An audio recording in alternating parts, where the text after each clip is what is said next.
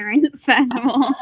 Okay, so it's a good now, thing the sound isn't on, so they never so get to now hear we're this. actually back.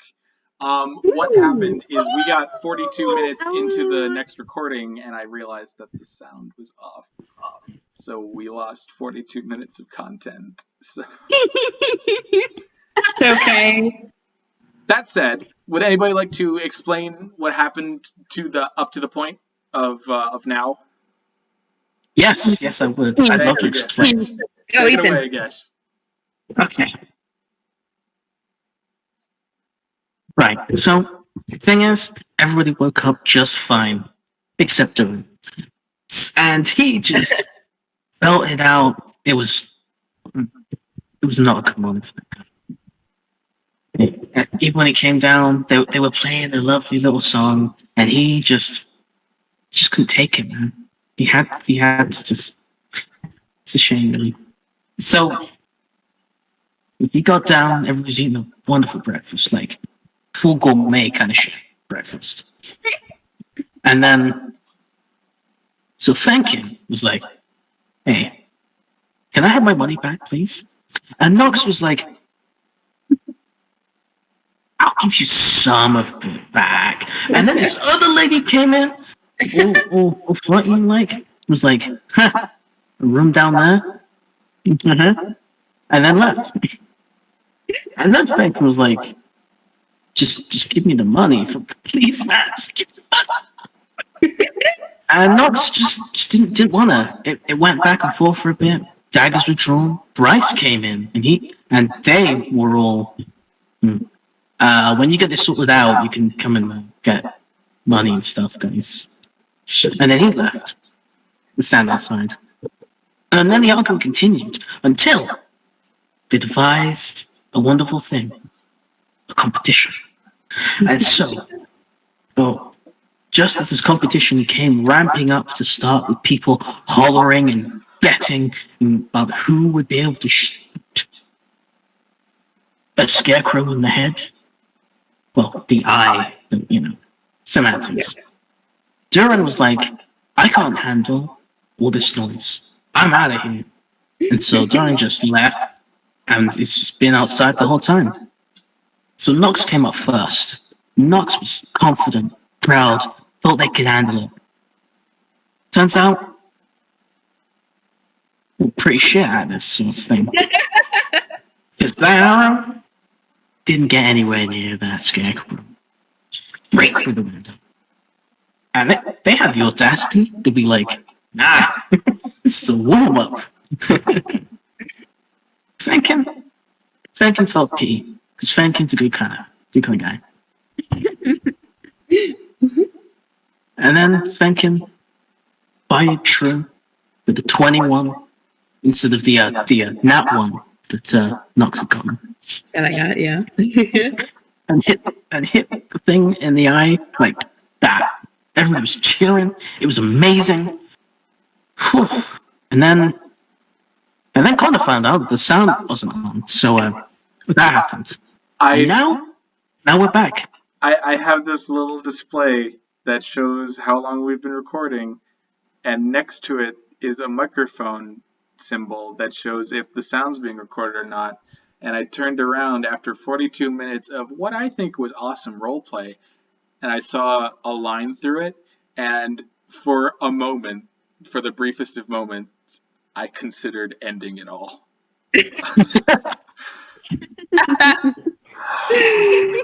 Dhuur'in brushed his teeth for the first time in yes, that is also. Ozla got him to do it. 37 years. I don't. That boy has stanky breath. I don't think you guys understand how devastated I am right now. It's okay, Connor. We had fun, and that's what's important. Yeah, exactly. I want to die. No! Okay, keep going. Come on. You've got Keep momentum. Keep momentum. Yes, let's go. So, as we left off, Fenkin, you had released your arrow and split the button in half, thereby winning the contest. And a roar of cheer springs up from the entire crowd all around you. Yeah. Yeah. And Dhuur'in, even outside, you're just like, oh, that's fucking too much. I can't. But yeah. So, I bet on Fenkin. yeah, and you have Yeah. 140 gold. Huh? You won 40 gold if you remember. Okay, I thought you said 140 gold, and I was like, that was not what you told me. No. Mhm. And the Jeez. audience doesn't know what I told you because I lost the footage. Stop. It's okay. Oh yeah, they were going to lose 90. She's don't- lose Yeah. 90 gold. Yeah, if not for the not one. one, you were gonna lose 90 gold. I I was don't gonna lose a know. whole night. I don't know how to put this. I've lost family members, and I don't feel as sad as I do. Oh dear God. We have to go on with the show. 2 more hours. Really shouldn't have 2 said more that. hours. Like, I'm 3 more kidding. hours. I'm kidding, obviously, but 4 more hours. are you? I'm so sad. 6 more hours. Five more We gotta hours, make up 5 for more it. Come hours. on. 6 more hours. 4 hours. So, Let's just keep going. Nox, you have just been whooped in this shooting. Brutalized. Yeah, absolutely fucking smoked. She just kind of is quiet for a moment as everybody starts to cheer in the tavern. I assume that there are many shouts of victory as many bets are won, and gold is passed around amid the patrons. And she just kind of like looks at the scarecrow for a couple of seconds. She's still holding the bow. And she just kind of like smirks a little bit. And then she reaches into her pockets. She pulls out another 25 gold and holds it out to Fenkin and says, "All right, the deal is a deal. Here you go." Fenkin turns around to look at her after giving the bow away. And he looks at her hand, and then he looks up at her. He looks sort of surprised, like she's keeping her word. What? Whoa. And then looks more solemn for a moment as he reaches out and accepts the money, and he looks her in the eye, and he gives her a nod and says, "Let's have a rematch sometime." Fenkin's just like, I thought your people always lied, and everybody's just like, whoa, Fenkin! Whoa! Not okay! Uncalled for. She nods a bit and smiles and says, "Sure, I'll take you up on that." And a bond was formed. And a friendship was formed. I went from 245 gold to 20 gold. More money. Better than 3. But you're about to get paid. So True. as soon as this kind of like moment of partnership happens between you two, the door of the inn bursts open, and Bryce feels just like, who's fucking shooting in here? And Fenkin, you're still holding the bow. Yeah. Fenkin and Nox both have their bows. They just look at him in silence.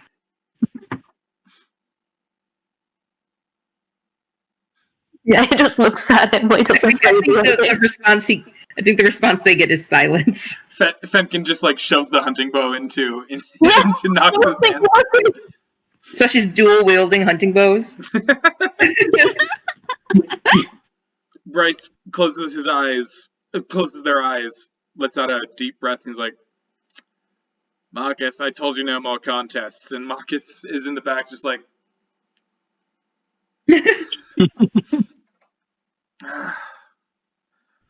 well, if you're quite done here, please follow me. Bryce says as they kind of rub their eyes during Exhaustion. Nox will follow them if they are leaving the... Yeah, The tavern. Gesh is...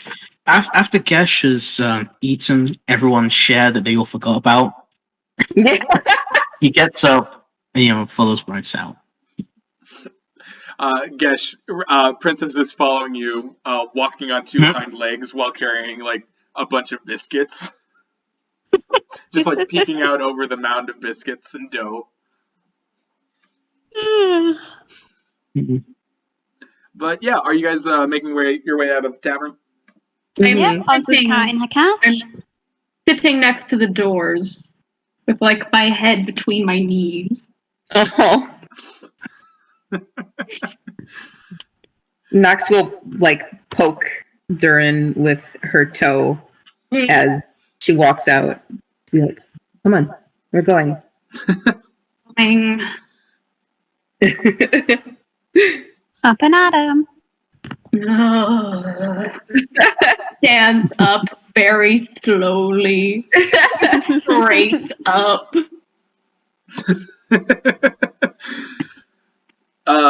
Bryce kind of like looks at you all. He's like, and they say something like along the lines of, "Rowdy bunch of fuckers, you know that, right?" Us. I have no idea what you mean. As soon as you say that, Princess like drops a biscuit on your boot, and like holding the rest of the biscuits in one arm is just like looking for it. Reaches out with a foot to try and find it. And Bryce blinks. He's like, and they say, "Well, in any case, I promised you some gold, and I promised you some new gear. So if you'll follow me." And they turn around to make their way towards the southern end of Alfield, and you guys follow along. And the bodies have been cleared away from last night. There's kind of like an ashy spot where the pyre was at one point. The people who live in Alfield, if anything, are hard workers. That's clear to be seen. But eventually, Bryce leads you to what appears to be all the houses in Alfield, all the buildings. They have those very like German style kind of like built architectural aesthetics to them, you know. But this one almost looks like a prison. It's just kind of like a black brick box, almost a black stone box. And Bryce reaches down and takes off a hook with a lot of big wrought iron keys on them. And as they make their way towards the door, there's two guards with pikes standing beside the iron door of this big black building, and they both nod to him to them, and they nod back before Bryce turns to address you all. Right. Listen. I'm only taking you in here because I know I can trust you. You've helped the town. You've done us a great favor, and I know I'm not in a position to ask you any favors. But I am going to tell you this. Please, please, from the bottom of my heart, don't tell anyone, and I mean anyone, what you see in here. Uh-oh. Nox will kind of nod her head quietly. Do I have your word? You have my Aw. word. Yes. And what about the rest of you? I mean, yeah. Fenkin crosses his arms and he says, "Whatever is down there is none of my business." He nods towards Fenkin. I like that one. Not knowing that Fenkin is one of the two that almost shot his head off. That's true. So to be fair, that's not seeming to understand that, they look at you and they nod their head like, "All right," and you hear the sound of, you guys watch as Bryce knocks their knuckle on the door 3 times, like in succession, 1, 2, 3, and then they wait for a moment before taking the key off their hip and plunging it into the keyhole of the door and opening it. And he kind of like makes a move for you guys, like, "Come on, get inside quickly. Let's go." Mm-hmm. Nox will Let's get follow. you inside. All right. Yeah. Okay. Yeah, they're going in. So as you guys all rush inside, Bryce is quick to follow behind, and they pull the door closed really fast, almost like they're afraid to keep the door open for too long. And you guys find yourselves in a rather nice looking office. It's where the outside of the building was all black stone. The interior is exposed brick, but also wood paneling. And this seems to be Bryce's office. There's kind of like a desk and a couch, and Bryce makes their way over to the desk itself and pulls out a drawer, kind of rummages through, and finally produces a coin purse. And he shakes it. 120, right? That was the agreed number? Yes. All right. And he tosses it towards Nox. Nox was in the middle of looking around, so she almost doesn't catch it, but so she kind of like, oh, and like jumps back a little bit, but she catches it. And as she is opening it to start counting out the gold, she kind of looks around, squinting, and then looks back to Bryce and says, "This is just your office." No. No, it's not. And I will tell you this. What I've got under the office could get everyone in Alfield killed if word gets out about it. Which, again, is why I need to know that none of you are going to say anything about anything you see. No matter what it is, no matter what you hear, no matter what you smell, you are not to breathe a word of it. What you smell? As I've mentioned before, this is nothing to us. All right. Big man. And he nods his head towards, they nod their head towards Gesh. See that couch over there? I can't. Good. Help me move it. And they make their way over. They make their way over to one side of the couch, and kind of work their hands under it. I could have lifted it. So are you helping him, Gesh? Yeah. Yes. Yeah. All right. So Gesh, as you get your hand under there too, and Bryce gives you kind of a 1, 2, 3. You begin to lift, and this couch is really heavy. This is way heavier than a couch should be. And eventually you guys are able to lift it up enough to like shift it over to the side and away.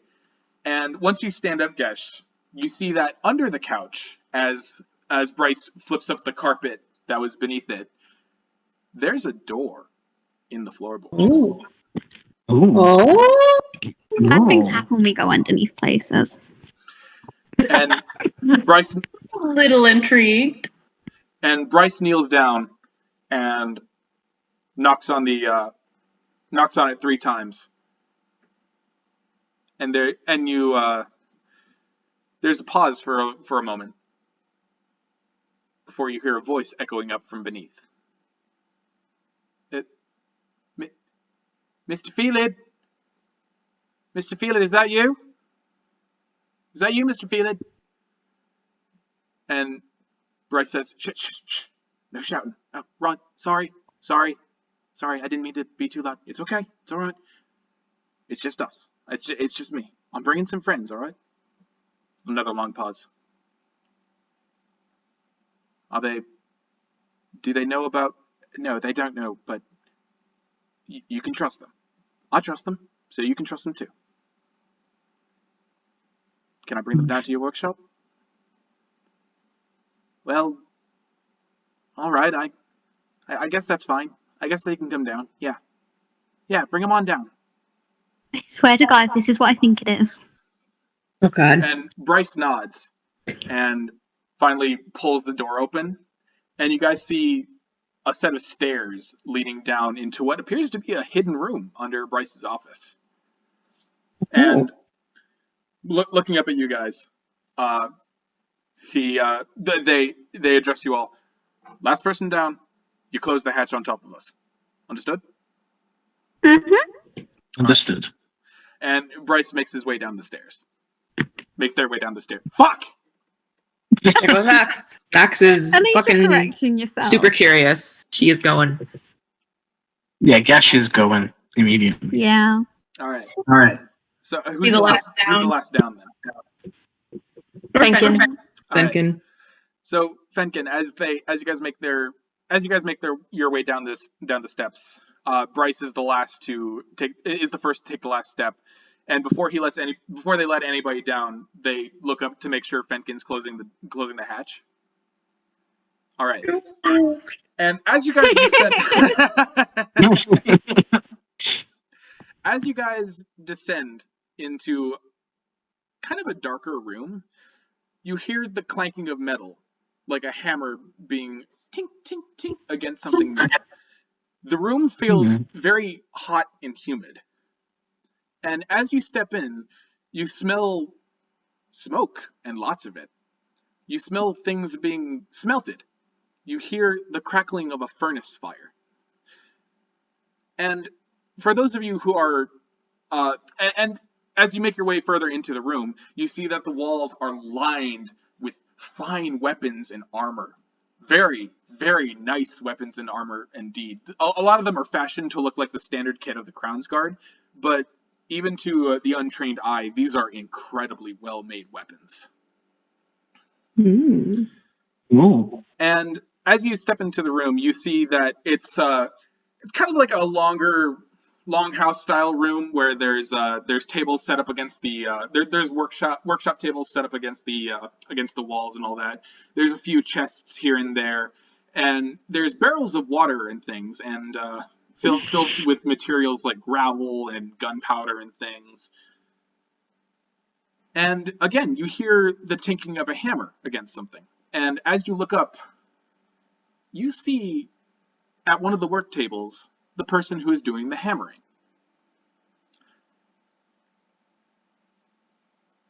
Bryce comes to a stop, puts their hands behind their back. Mr. Halfheart, you've got some visitors. And the figure that stands before you, who is kind of illuminated by the orange fire of the furnace that he works next to, is wrapped in very heavy leathers with very heavy iron boots. He's got a long kind of dark apron in front of him. And eventually he turns around, kind of like wiping his hands across his green brow, moving his goggles up a bit to move the sweat away. Before you stands a goblin.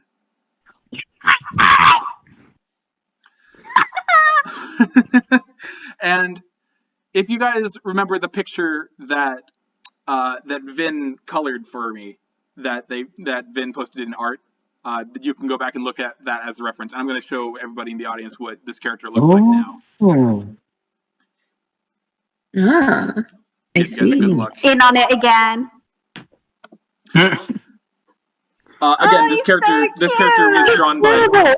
Again, this character was drawn by Vinn. Vinn did all the art. If you want to commission him, he does amazing work. But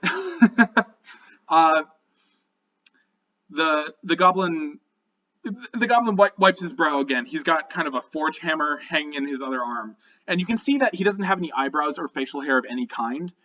But his eyes are like a deep kind of like nutmeg brown, and he looks at all of you, and he looks a bit concerned at first and shoots a concerned look at Bryce, but Bryce nods in turn, which seems to relax the goblin a bit, and he says, "Oh, okay. Well, hello. Welcome to my workshop. My name is Borgub. It's nice to meet you all." You're a goblin. And you get a little chuckle out of him from that. I am, yes. Yeah, so That's I step forward very abruptly, and I say, "Are you here of your own volition?" Brett, Borgup flinches and almost dropping his hammer, and he's like, ah! And Bryce steps forward, clapping a hand on Dhuur'in's shoulder, like, it's a bit more complicated than that. Please, he's easily startled. I'm looking at Borgub. I'm waiting for an answer. Borgup bends over and picks up his hammer, and he's like, "No, I'm here of my own free will. I actually work for the town. Well, I work for Mr. Bryce, who delivers my goods on my behalf. I'm Smith, you see, and I also do a bit of tinkering here and there, but it's mostly Smith work. I keep the guards and the Crown's Guard and everybody in arms and armor. I like to think I do good work." And Bryce nods at that. He's like, "He does the best damn work. But we can't exactly let people know he's here, you see. Goblins aren't... How do I put this lightly? He kind of like... They kind of like try to think about it for a second, looking at Borgub, who's like, "It's okay. You probably know that goblins aren't exactly considered people in the Empire. But so I stay down here for my own safety, you see." When he says aren't considered people, Fenkin lets out a huff, like he's heard all about that, but like, Same. yeah. Dhuur'in like cocks his head, lets out this like grunt of understanding, and he'll kind of step back off a little bit. I'm so sorry, can I piss really quick? Yep. Yeah, go. Take a BM. oh, I love this little goblin. I adore it. He's so softly. I love it. Fucking Vinn in on it again. Posted the picture yesterday. None of us had a clue. Yeah. I even have his story somewhere in my DMs. Oh my god, Vinn! Oh. I'm so upset. We all know who the favorite is. It's okay. Yeah. Finn?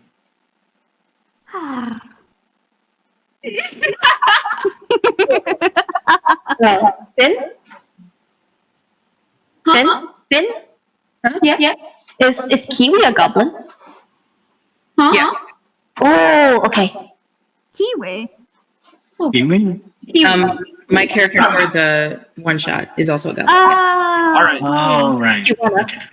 So, as you step back, Dhuur'in, Bryce turns to address you all.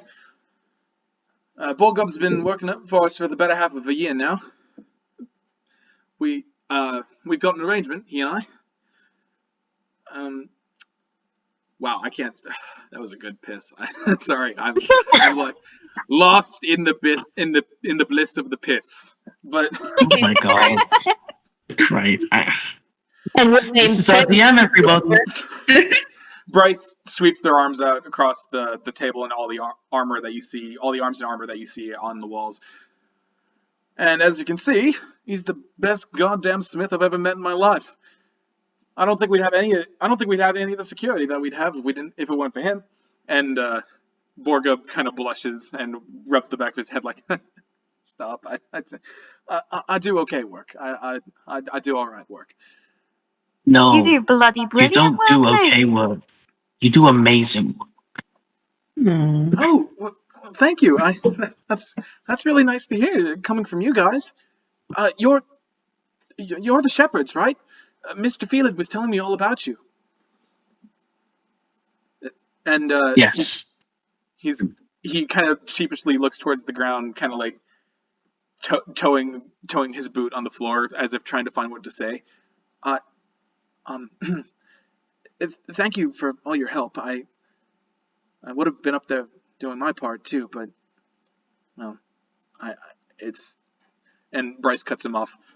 You did what you could. Honestly, it's all right, Borgub.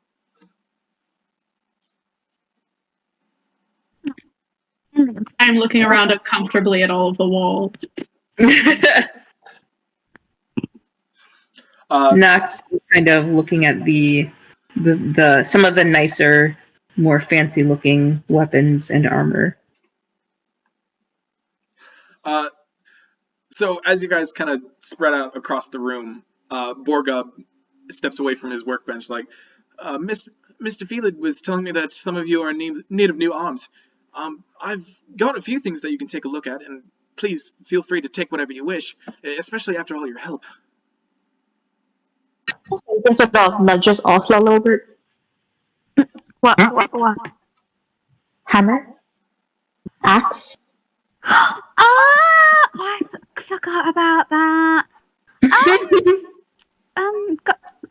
Hang on, what's his name again? Borgub! Borgub. Borgub. Borgub. Gub. Gub. Okay. Fuck's sake. Alright, yeah. Borgub. He looks up. Yeah, what is this? Miss Highhill? Is that it? I'm still remembering the names. Don't you worry, mate. So a while ago, I had this tiny little hammer that I used, like a throwing hammer. You've seen those. Well, you obviously have if you're making these. Of course. I had one of those, and I couldn't repair it. So would you have another one anywhere? A throwing hammer. Yeah, just a little one. He kind of thumbs his chin a bit. You mean something like this? And he walks over to the table and kind of like uncovers a piece of cloth, and he takes out this beautiful silver hammer that's about the size of a forge hammer, but the grip is just inlaid with this like pinkish leather, and it ends with like a little hilt at the bottom that also looks like a hammer, like a miniature hammerhead. And he walks back holding it. Do you think something like this would help? That's pretty bloody perfect, mate. Do you have a harness for that as well? Oh, well, this one doesn't need a harness. What do you mean? All hammers need a harness. Well, let me show you. And he kind of like he calls out to Gesh, who might be looking at like quarterstaffs, who might be looking at like long pole weapons. Mr. Gesh, would you step to the side really quick, please? Okay. He just steps to the side a bit. All right. So at the space in the space that you were occupying, Gesh, you guys watch as Borgub lifts the hammer and, like, closing one eye, hurls it, and you watch as it flies through the air, then stops, and then comes back into his hand, and just into his hand. And as you guys kind of like stand there in awe, Bryce nods their head like, I told you he was the best. Ozzy stood next to it and she just goes, and she like turns and goes, mate, I am coming to you for absolutely everything. How much is it? How much does it cost? I'll give you whatever you want. As you like get up in his face, he doesn't look scared. He doesn't look scared like he did with Dhuur'in, but a blush overcomes his features. The green gets a bit redder in the cheeks as he holds the hammer close, just like, like I said, it's free. So if this is what you want, you can have it. I don't really have it. Well, yeah. You saved Alfield from what Mr. Felid tells me. So yeah. I mean, yeah, but I'm not just gonna take stuff off you. I'm gonna give you something. It's not fair. Hang on. Let me have a look what I've got in my thing. One second. No, really, it's okay. I'm a cleric of the Allhammer, and it's my job to supply heroes like you with weapons that they can use to beat back the darkness of the world. And you've been doing a very good job of that. And if it means I can help you do that, then I would like you to have the hammer. You're such a sweet kid. Look, I just I'm what? I'm an adult, but thank you. What? Wait, how old are you? In halfling, in goblin years, he's considered like about as old as you guys, like He's probably like 3. Yeah. early 20s. Yeah. Oh my god! Oh my god! I think goblins live to be like 10 or some shit. So. Do we even have anything that I can give him? Kiss on the cheek. Maybe. I only have like my little thing.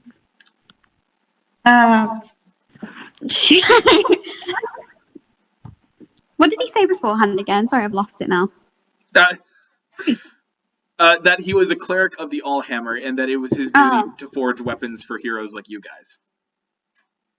I mean, well, yeah, but you know, that's just not the way. Like, you have to give something back to people. I'm not just gonna. It's a nice thing that you're doing, but I'm not gonna take anything from you. Well, how about this? And he pushes the hammer into your hand. Why don't you just pay it forward? Use this to save somebody. No. And she just like sort of takes it, and she's like, "Oh my god!" And she can't think of anything. So, whilst I would want her to give him a kiss on the cheek, she probably just goes, "That's fucking sweet of you," and then smacks him on the back. He like stumbles forward, like behind you, Ozla, as you like give him a smack, and he's just like, you're welcome." And again, like I said, the hammer doesn't really have a name yet, but I guess it's up to you guys to name it if you want to name it. What else did anybody need anything else? Yes. You wouldn't happen to have a bow staff of any kind here, would you? He kind of adjusts his goggles on his head. Bow staff. I don't really deal in monk weapons all that often. Oh, wait, I do have something that I've been toying around with. I kind of wanted to make something like an oscillating spear, but what I landed on was, well, you'll see. Hang on. And he makes his way over to the longer, a rack of longer weapons. And he takes off, Gesh, what seems to be a very long iron pole, clearly not built for his size, clearly built for someone much longer than him. And have you ever seen those wrought iron fences, the portion of those that have been like twisted, in shape? The entire thing kind of looks like that all the way up to the tip. And he brings it over to you and says, "Okay, here. Be careful, but tap it on the ground twice." All right. He quickly taps on the ground twice. A blade sticks out from one end at the very top. Ooh. Would something like that work? Yes. Thank you very much for everything you're doing. You're absolutely welcome. Just put it to good use for me, okay? And if you want the blade to go away, you just got to give it another 2 taps. He just does that. And you don't have to worry about it just randomly popping out. It's designed so that if the taps are in quick succession, it'll come out. So you can use it as a walking stick too. It's good to know. M. He's adorable. Borgub kind of rubs his shoulder like, I know it's not much, but I do hope it helps you guys on... I'm assuming you're not staying in Alfield for a long time, but I do hope this helps. If I can ask, where are you guys off to next?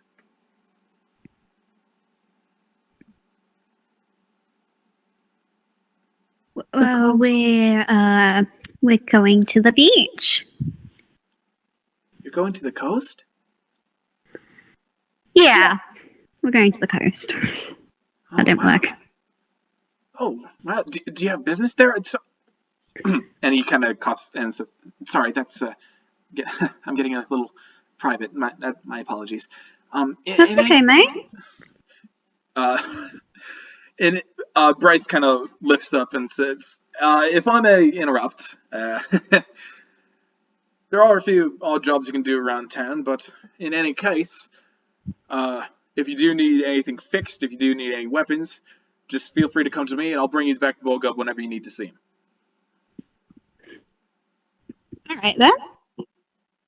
I want to approach Borg up again. So, More slowly this time. as you make your way over, Borgub looks up at you, and there is still that nervous energy, but he seems a bit more calm now, and he's like, "Is there anything I can do for you, Mr. Dhuur'in?" He's like looking down at him because goblins are so small. Yeah, he's 3 feet in height, by the way. He's the same height as Ozla. Yeah. And he says, "You truly mean to be here. This is where you feel safe."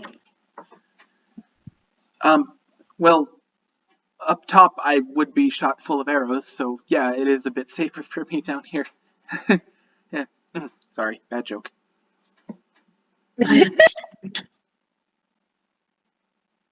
But if you are in need of help, I will find you.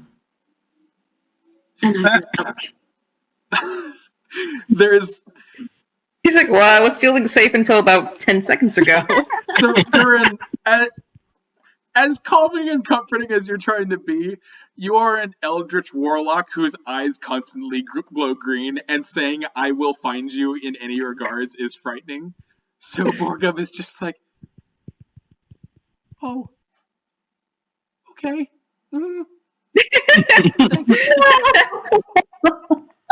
I see this, and I'm kind of learning to understand social cues, and I'm like, shit. He means it in a nice way. I'm still not very good at comforting. But I'll He means tell it in a him. nice way. I'm trying. I like clear my throat, and I tell him, I know what it is to be locked behind walls. As long as you are safe. That is satisfactory. Thank you. But really, all I need to feel safe is my faith. And of course, Mr. Feelid helps with that too, I think. Bryce nods at that. And Borgub looks like he's about to say something else, but then he stops. Oh, I don't really have anything else that I can give you, Mr. Dhuur'in. I don't know what kind of weapons spellcasters use, but I do have something that I found a while ago that I think could help. Bryce, and then Bryce, who is leaning up against the wall, he kind of like looks over. Borgub, you mean that weird thing that you found in that cave when I took you out last time? And Borgub nods, like, yeah, hang on, let me see if I can find it. And he makes his way over to a chest, and he makes his way over to a chest and like pushes it open. And you guys watch as like his top half disappears inside, and his little legs kind of like kick up over the side as he tosses things out. You watch as like gears go sailing by, a pipe or two, and finally you hear echoed in the box, "Oh, here it is!" And he hops back out, and in his hands he has a little mahogany box, and he walks it over to one of the tables and sets it on there, and opens it up, and inside there's a little cloth wrapped object. I don't really know a lot about magic, aside the kind that I deal in, but this did feel inherently magical when I found it. I don't know how much of it's left, but maybe you can use it. And he unwraps it, and Dhuur'in, immediately, you recognize the shape. At first, when he pulls it out, it just looks like a twisted lump of metal. But you recognize the strange shape of the metal. You see scorched wood. You see a cylinder with 4 slots. You see a long, engraved barrel. He gently takes it out of the box and brings it over and says, I don't really know what it is. It might be an artifact of some kind, and I thought maybe it was a hammer. And he picks it up by the barrel and kind of gives a gentle swing, but it doesn't really seem like it'd be good for that. But if you want this, you can have it. I will take it. And I take it. All right. It feels heavy in your hand, but the weight is reassuring. It's so strange to see something that you've seen in your dreams before, and to hold it.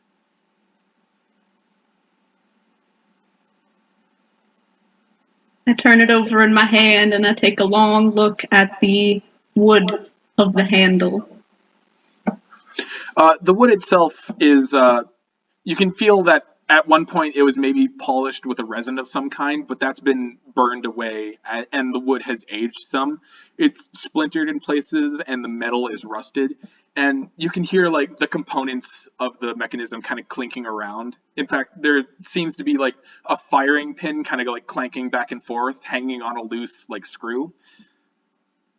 But even in its damaged state, without a doubt, this is the gun carried by the man in the jacket. This is the gun carried by the lion. I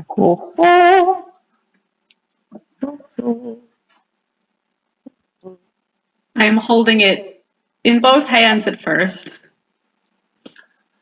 As your staff comes away in your hands, Borgub is quick to catch it, like, oh.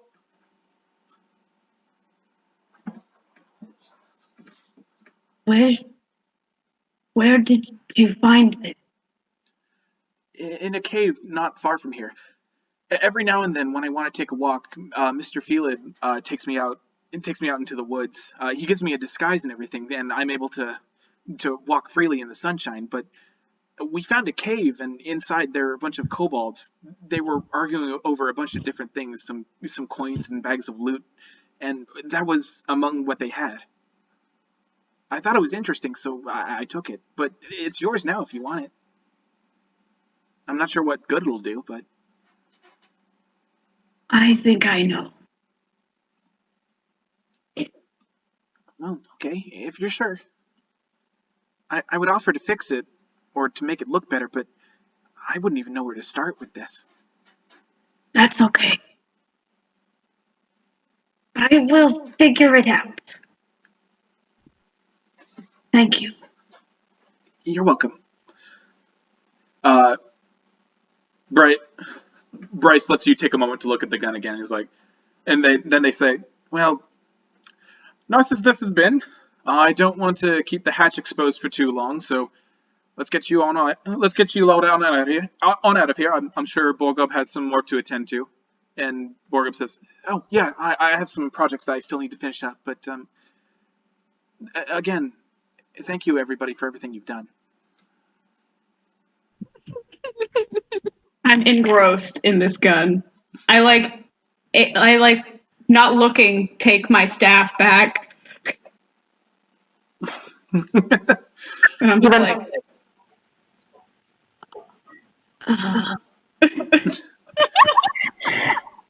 Even Fenkin gives like a little respectful bow before he leaves. Bye, Borgum.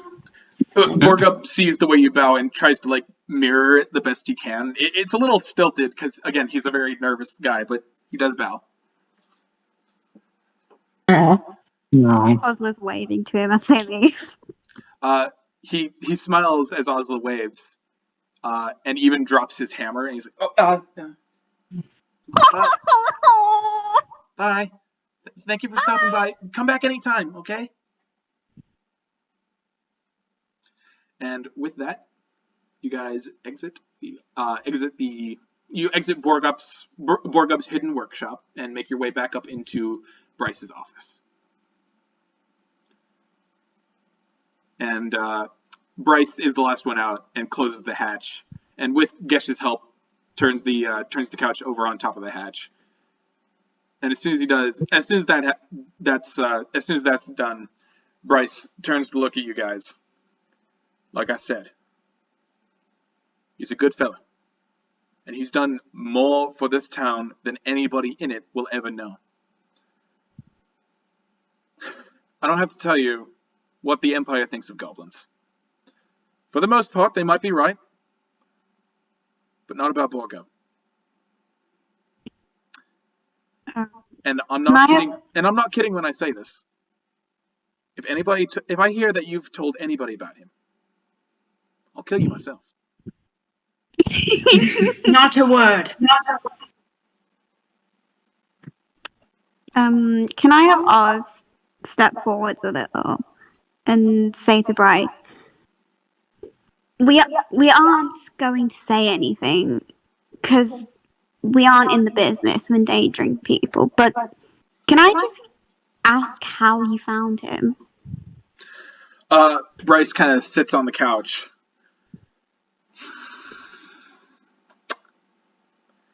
It was about a year ago, I think. Second month of the year. Yeah, that's it.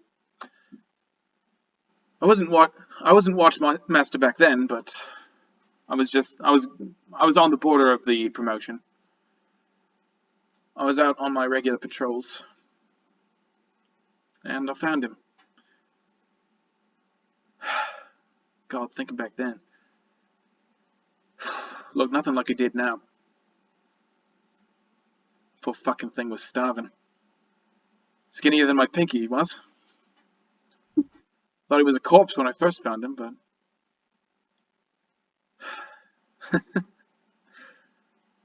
I ran over to him to see what it was. I saw a goblin, so I was sure that, it was just another beastie I had to kill on my patrol. That's how it goes, Yeah. I turned him over. No weapons on. Just that little rucksack. That little rucksack and that weird little mace that he had.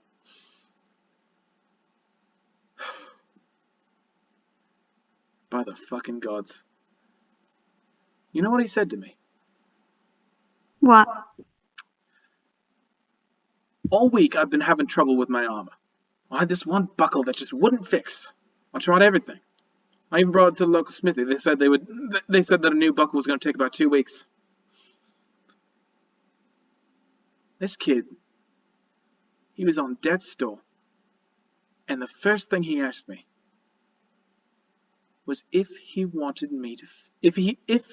I wanted him to fix it. Can you fucking believe that? Yeah. Apparently he's from up north. Don't know where. He hasn't exactly told me. Doesn't have to in any case. I brought him in, fed him, clothed him, and in return he's given us the best fucking weapons I've ever seen in my life. You think a returning hammer's great? You'd see some of the shit that the Starosta has hanging up in his walls. Blow your fucking mind is what it would do. I want Fenkin to sort of look at him and say, "You're not like most people." I'll take that as a compliment. Oh, sorry, scared myself. What? How did you scare yourself? Because I'm messing with the light switch thing again, okay? Okay. And Bryce gets up and says, "Well, now then. Once again, I'll thank you for everything you've done for Alfield. I'll thank you again for keeping your lips shut about this. Is there anything else I can do for you as Watchmaster of Alfield?" Hmm. You did mention that there were other things we could do here before we left. Bits and bobs, ons and ends. Helping repair a couple buildings, that might get you a couple coins. A few deliveries you can make. Whatever you wish. Of course, if you want to shove off, that's fine too. You know, I'm not your boss.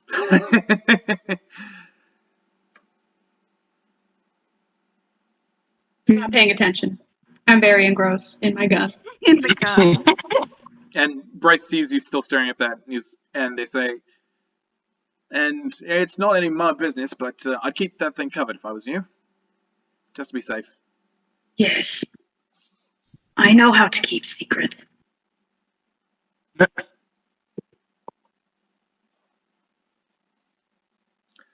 And Bryce kind of like gets up and leans against the wall again. He says, "So, what's next for the mighty shepherds then, eh?"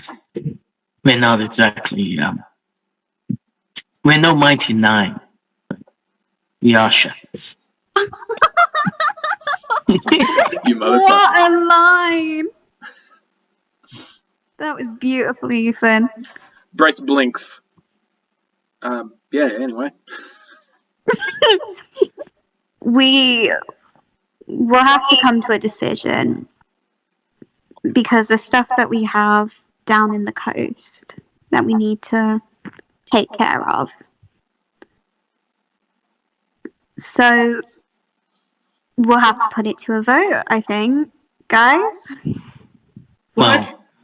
we are going to have to stay just a little longer. You can't forget that our leader has a pressing matter to go to. Oh my gosh, you've got a prostitute on hook. What? Prostitute. Wow. Wow. Bryce blinks and he's like, "Oh right, Karina." And he looks, and they look at you, Nox. "Oh, you're in for a night, lady."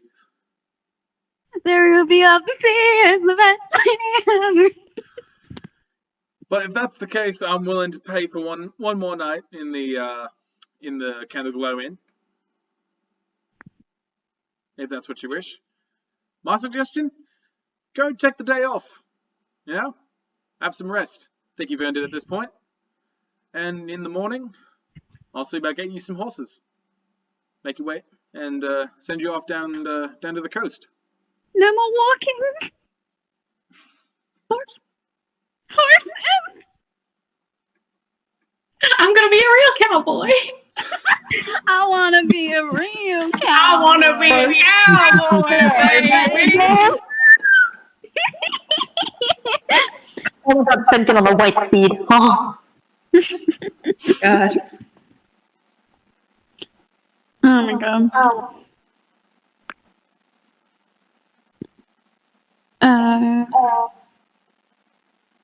What did you say before we started making cowboy jokes? Bryce suggested that you guys can stay in town one more night, to get some rest. He's gonna pay for it for you guys in those nice suites before you head off down the road. Yeah, I think Oz is gonna go. Well, we can stay one more night. I mean, Nox has to get laid, guys. And she just taps Nox on the arm. Nox just gives her an unamused look. I'm not absent-mindedly. Oh, the vulgarity. Kind of All right. rubbing at the rust on the gun. All right. So, with that in mind, if you guys will permit me, I'd like to do a bit of a time skip to Whatever keeps us going. to the next evening.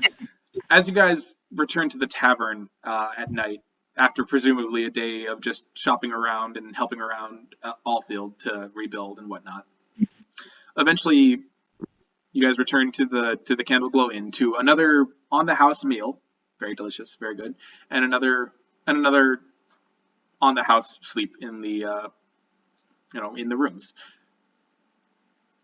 However, Nox, Karina, the red curly-haired elf, is sitting at a table, and as you guys make your way in, she waves at you. Like a Go little. get your lady. a little finger wave. Nux nods at her and raises her hand in like a half salute. She gets up from her table and kind of saunters her way towards you guys, and she's Gesh levels of tall. Not nearly as beefy, but Gesh levels of tall. And as she makes her way over to the rest of the tavern is somewhat quiet. There's not exactly the crowd there was there this morning. Things have kind of calmed down. Somebody has thrown a sheet over the window that you broke, but Oh, a sheet. I thought you said a sheep. but That weirded me out so much. Karina makes her way over and says, "So, did you have a good day out on the town?" Say that, yes. I shall assume you had a good day flirting with the patrons. Oh, I don't flirt very often, dear. I'm a sellsword. I help out the guards every now and then. That brings in the coin. I'm not staying in town very often. Very long, in any case. She, Nox kind of raises her eyebrows a little bit and looks her up and down, and then says, "Well, you certainly have the power for it." I suppose you could say that. That's right, fan yourself. What? Ethan was fanning himself. Oh. It's getting steamy! And she kind of like rests her, she kind of like pops the hip and puts her hand on it and she says, "So, Miss Opportunity Knox of the Shepherds, I don't suppose I could invite you to my room for a drink. I'm sure you have many stories to tell, and I do love a good story." Oh, go, Reynolds. She will kind of smirk a little bit, and then she will take her courage of the rose off of its hilt, or off of her belt rather, and kind of hand it off to Gesh. Like, here, take this, because I don't need this right now.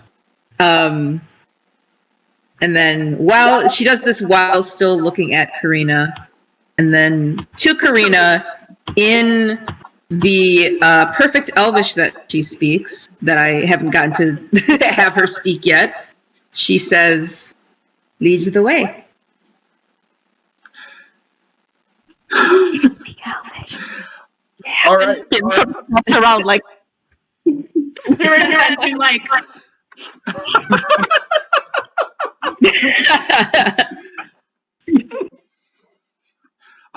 She kind of smiles and she says, "Lead the way, okay? All right. There's a specific way that I like to lead. I hope you don't mind." And you all watch as Karina puts one hand on Nox's shoulder, kind of turns her way, and then picks her up princess style. And she looking at Nox, she'll look at the rest of you. "You'll have it back in the morning." And she turns around and makes her way across the room, up the stairs, and on the way grabs a bottle of wine and heads up the stairs. sweat off your feet, Nox. Jesus. Oh shit! You might have her back in the morning. You might not. Know what I'm saying? We lose our party members, just the four of us. Oh, there goes our Tabaxi. Yeah. There goes the literal only person in her brain selling this goddamn group. So, Nox, are you doing anything as you're being carried off? She is going to look back purring. at the party with a cheeky grin and wave, and then she's going to take that bottle of wine and start uncorking it with her claw.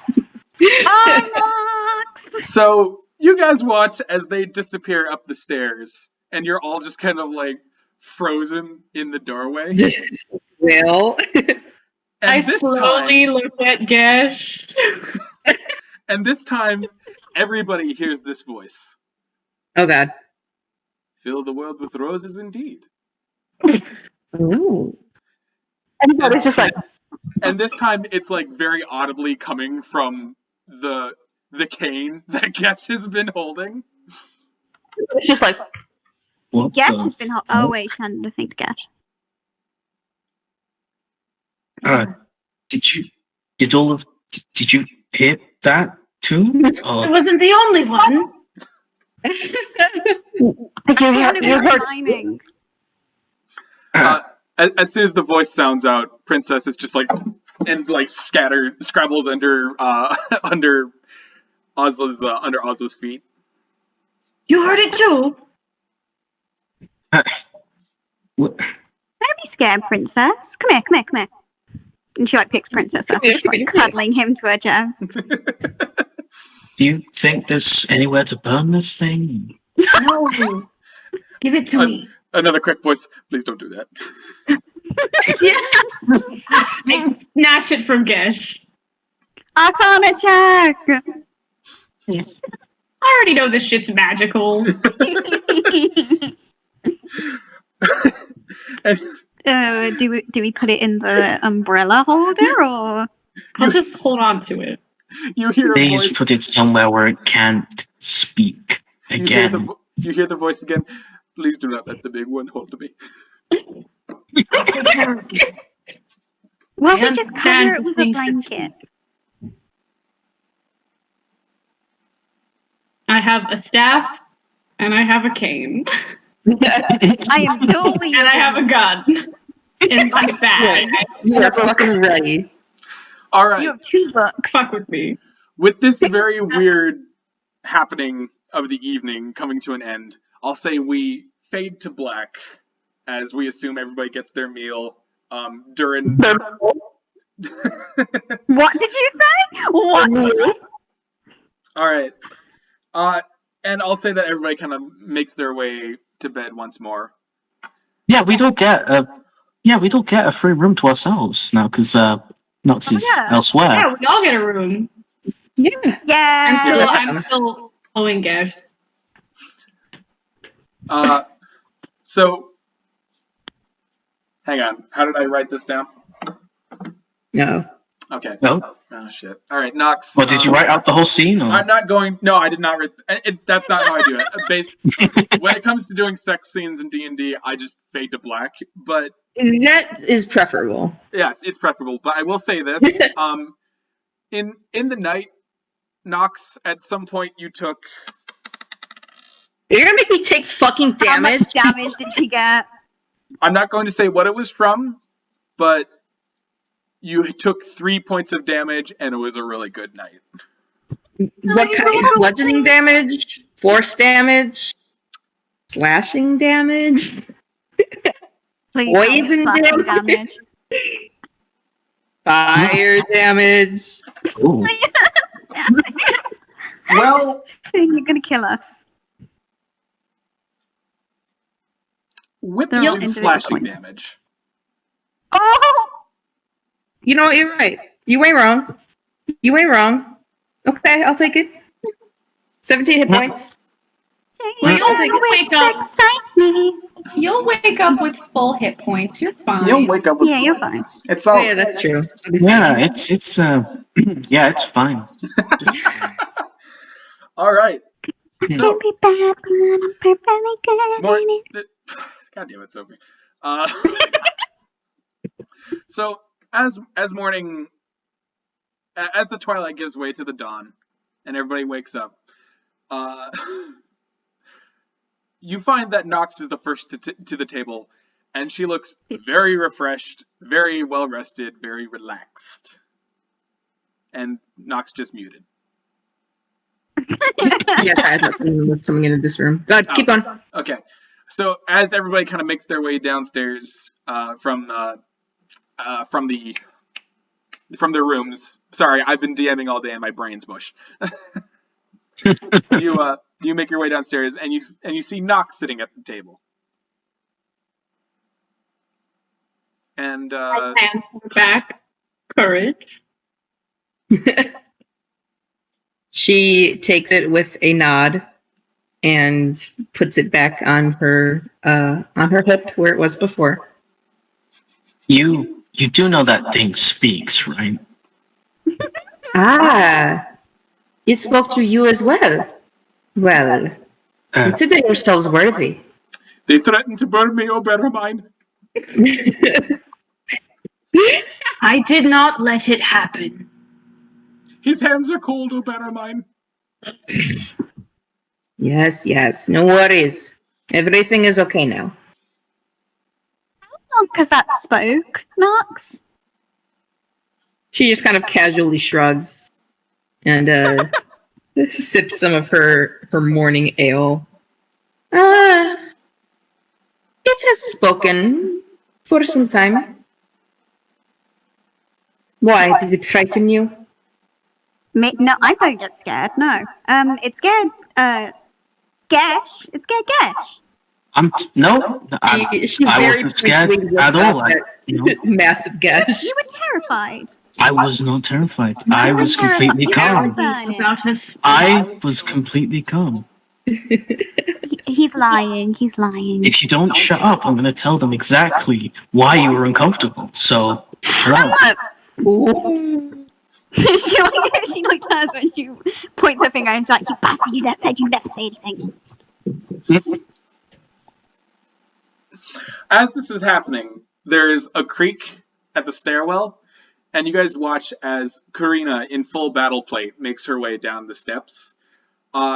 Where she was wearing her leather cuirass that one morning, she's now wearing like silver armor with a long blue cape that flows out behind her, and she makes her way down the stairs with just the sound of clinking metal as everything kind of like as all the plates kind of like slide against one another, and she makes her way over to the table, still grinning, nodding at all of you, and Nux. She puts a hand on your chin, strokes it, and says, "I'm riding out with the rest of my band. Do take care of yourself, Opportunity Knox. Maybe we'll meet again." Knox smiles at her, putting her her drink down so that she can more fully face Karina, and she says, "If fate is on our side, I suppose we will. You take care of yourself as well, Karina." "Oh, you know that I can." She winks at you and then turns to leave, making her way out of the tavern before putting her hand on the door, looking over her shoulder and giving you one final wink and closing the door as her cape behind her Billows away. Yeah. Knox just kind of and then goes back to eating.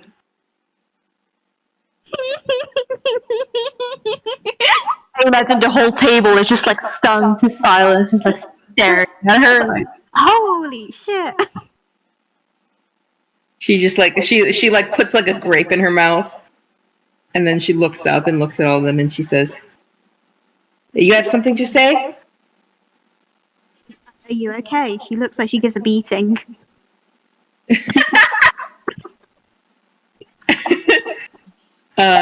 Nox laughs, a genuine laugh at that, because that surprised her, and she says, "I will not confirm or deny. It is not ladylike, but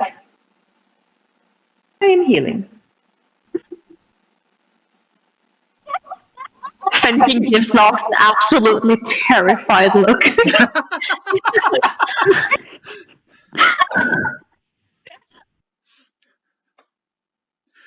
I need a minute.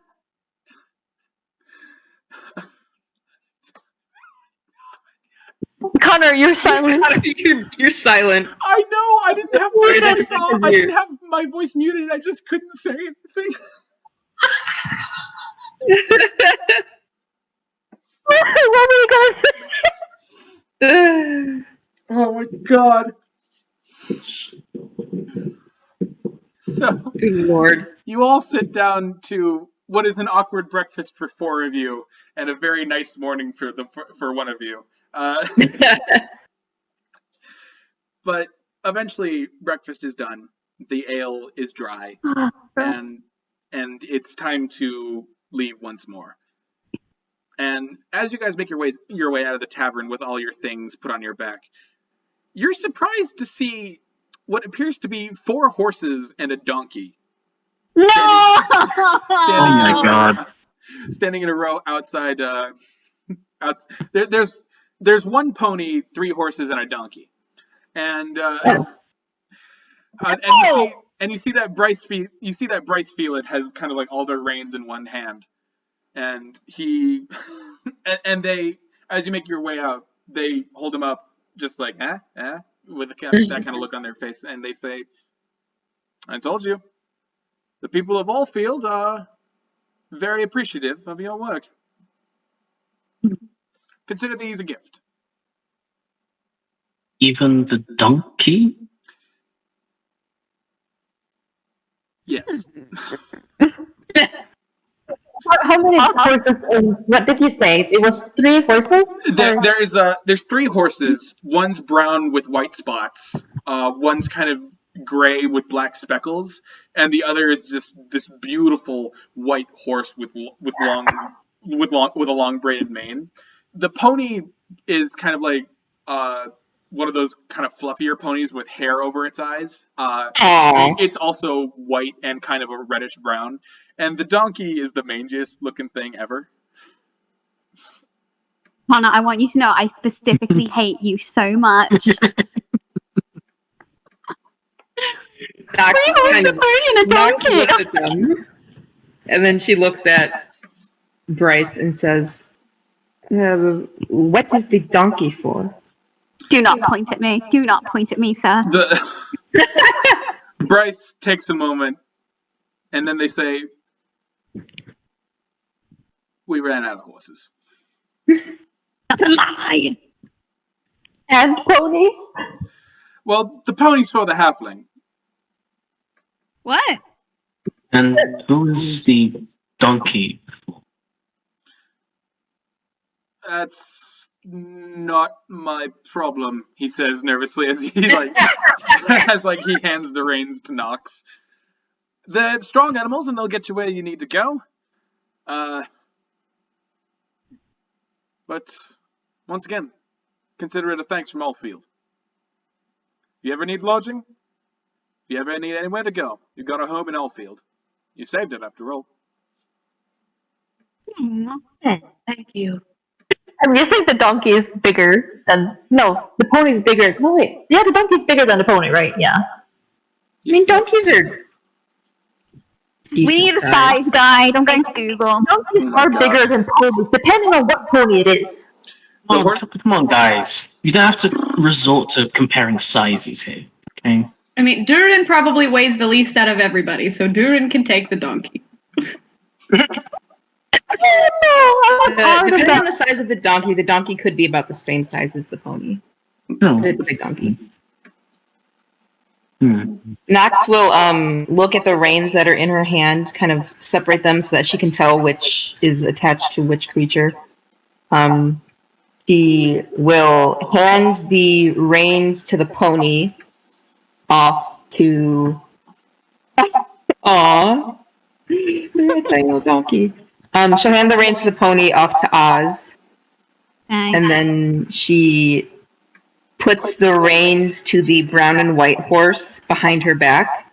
And then she holds up the rest of them in a bundle and says, "Come take your picks." All right. Thinking was white horse like.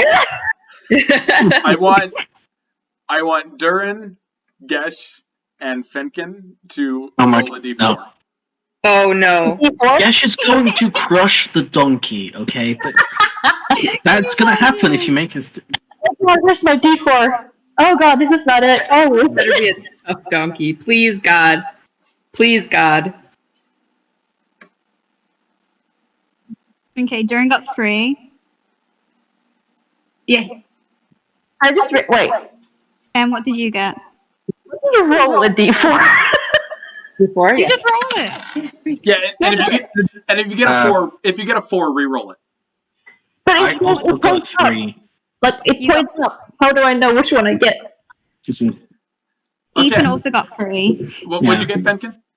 No, but I don't know, because I don't know how to read it, because, like, it just lands, like, Do you have a The d4? number Yeah, at the the top. one on the top. Yeah, the one on the top.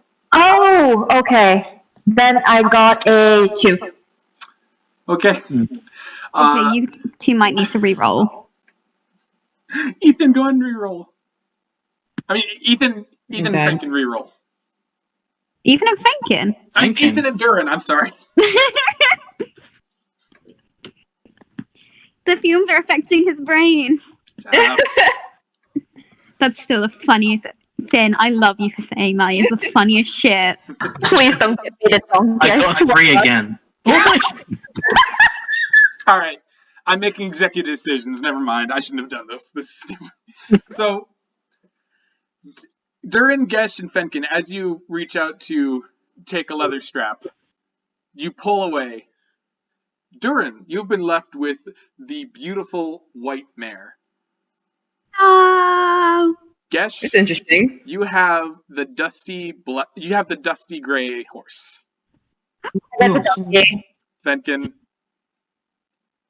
you are holding the reins to a donkey with flies buzzing around it. poetic justice. It looks at you like,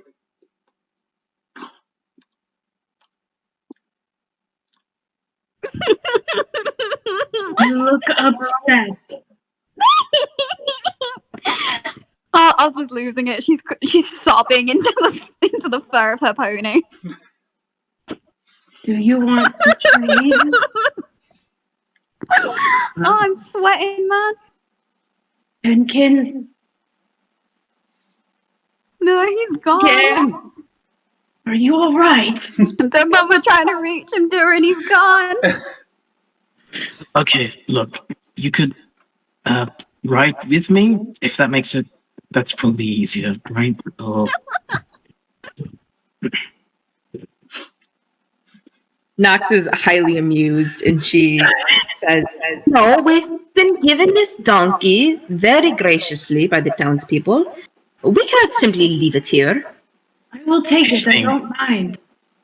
I'd I'm just losing rather my shit imagining Fenkin's reaction.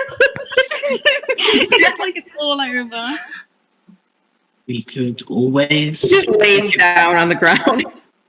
we could always take it with us, kill it, and then you can just ride with me instead, and we'd have food for a while. the donkey's just like, Kill. It would feed for a long time. See? You agrees with me, so it must be right. Here. Take the white horse. I will take the donkey. Or you can ride with Gesh. I've been losing my shit this whole time. Oh my god. Like, I can't even come up with, like, a correct response. Dhuur'in on a white horse, though. Oh my god.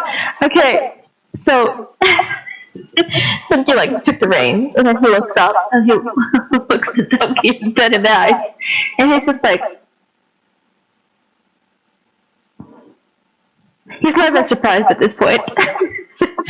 And then he's completely quiet as Dhuur'in and Gesh goes on a ramble, seeing how absolutely devastated he is. And he doesn't know how to like react, because he's so prideful. He's just like choking on them, and I'm fine.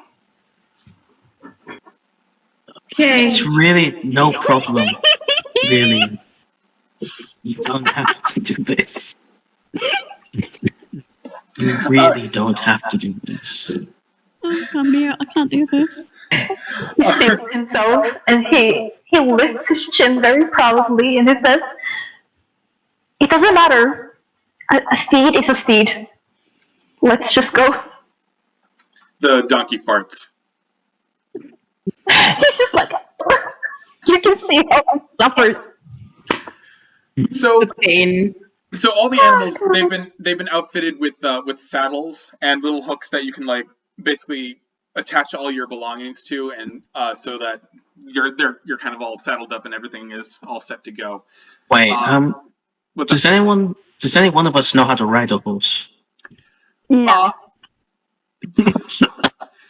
Animal handling? Does that I have count? been on the sea for 30 years. I don't know shit about animals. So these horses are very well trained horses, and even if, in my experience, even if you don't know how to ride a horse that like knows what to do, especially a work horse, will be very easy to control.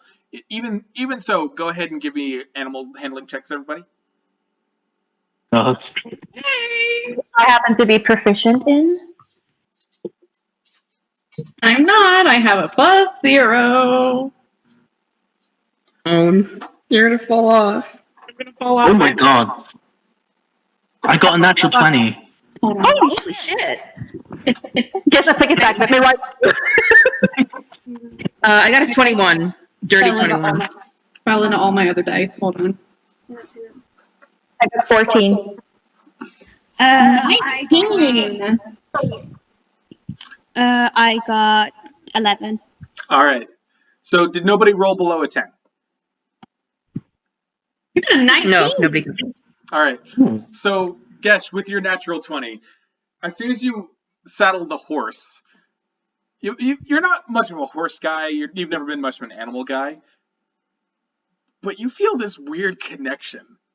Like the reins just feel right in your hands, and you take an experimental pull, and you guys watch majestically as the horse rears up and lets out a neigh, and Gesh does that like Napoleon thing in that photo where he's just like.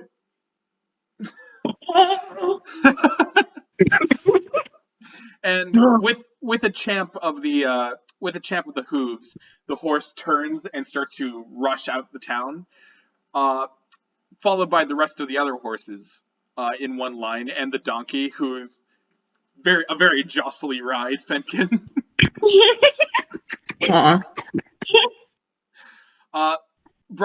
Bryce watches as you guys leave, and he waves, and you guys watch as you make your way down the road towards the gate. You see some of the villagers stop what they're doing and wave, and eventually the waves become shouts, and eventually the shouts become cheers as you ride through the town. And eventually you make your way out the gate and down once more the Amber Road.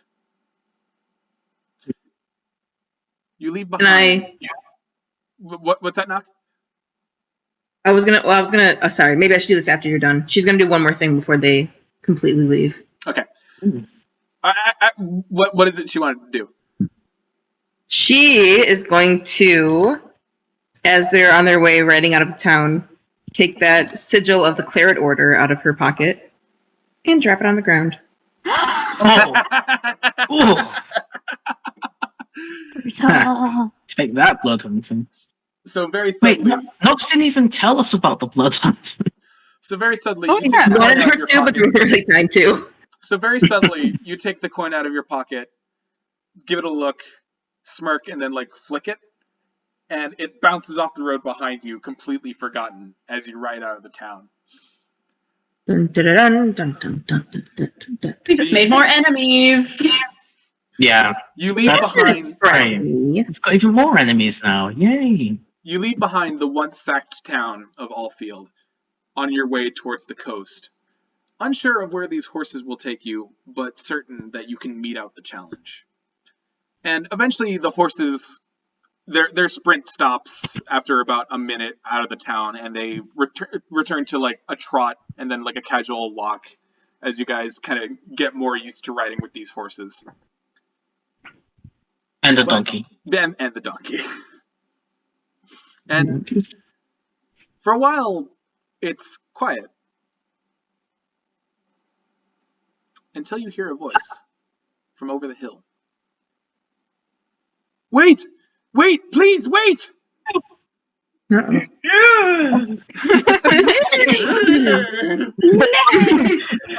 Fenkin like attempts to pull the reins, and the donkey just throws him off.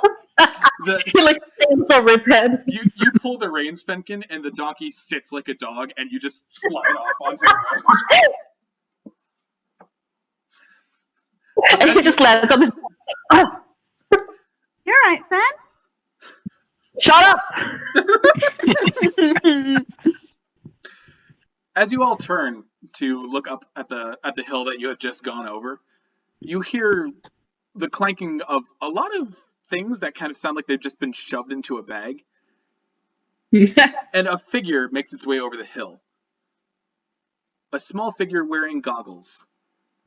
And soon you see the huffing and puffing form of Borgub with a huge backpack over his back, making his way down the hill, still in his heavy leather and in his heavy black apron, charging down the hill, gasping and panting, sweat just pouring down his green little face. And finally, he comes to a stop in front of you guys, just like. I jump off my horse. Same. Breathe. And he pulls out. I'm trying. He pulls out his water skin or thing, and gives it to him. Borgub grasps for it and takes a long gulp. Thank you. And I go around the back of him and I stand with my back to the hill with my cape kind of fanned out. So he's surrounded by us.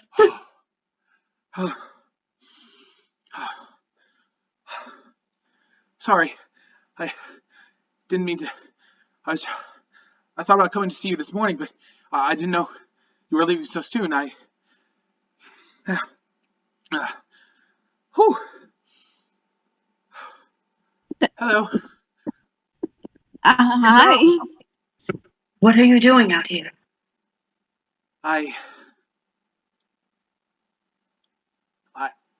To be honest, I don't really know. But I wanted to ask you all something, if that's all right. Yes. You said you're going to the coast. Is that correct? To the sea? Yeah.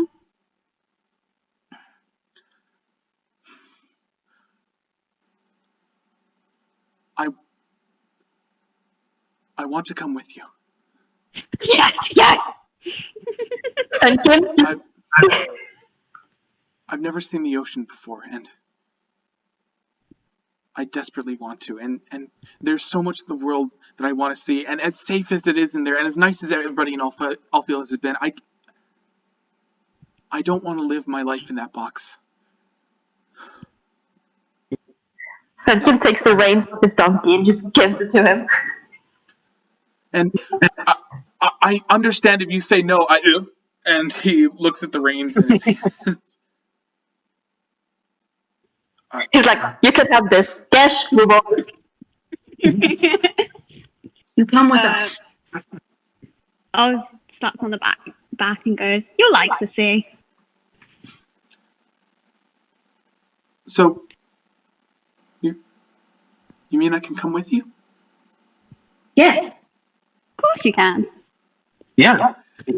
Nox has not gotten off her horse, but she steers the horse closer to him, walks it over, and she says, "Now you understand. A great deal of what you will see and the people you will meet will be very unfriendly to you. Yes." If you don't mind my saying, Miss Nox, the world's already been a bit unfriendly to me, but... And he kind of looks around at all you guys.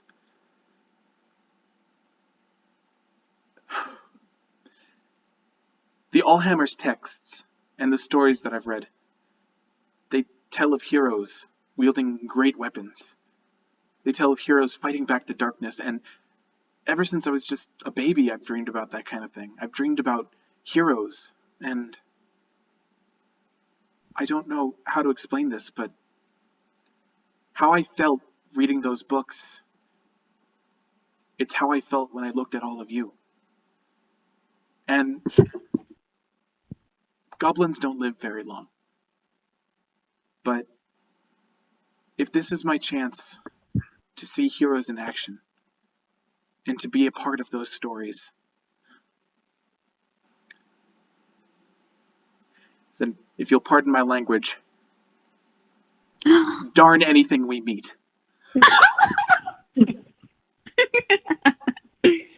Nox Oh. looks at him consideringly for a few moments and then kind of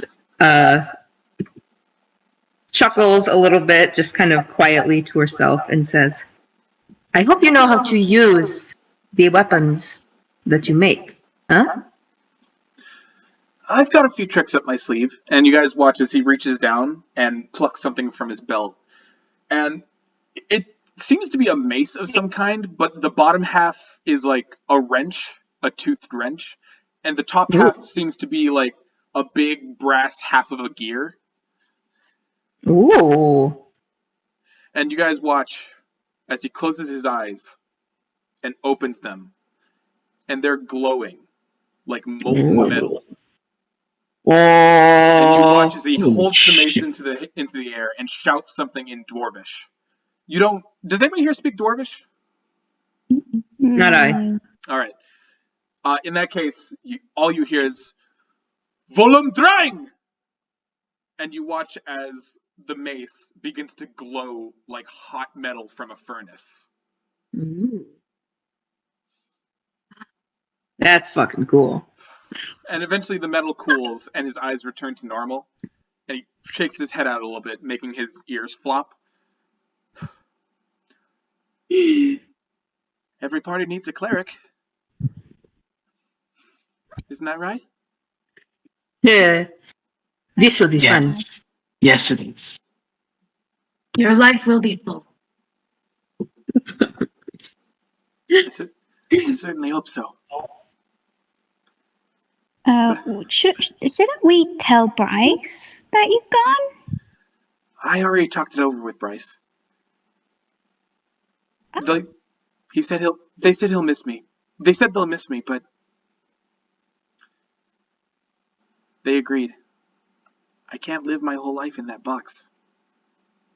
I love my work, and I loved working for the people of Alfield, even if they didn't know me. But this is what I want to do. So if you'll have me, I'll fix all your weapons, I'll fix all your armor. I'm really good at that kind of stuff, you know, and I'll even help where I can in a fight. But if you'll take a goblin on your team, then I'd be more than happy to be one with you. They took me. That's true, we did take him. I'm joking.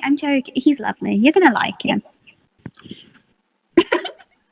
There's a glimmer in his eyes, almost like a child on the cusp of realizing that he's going to be everything that he wanted to be.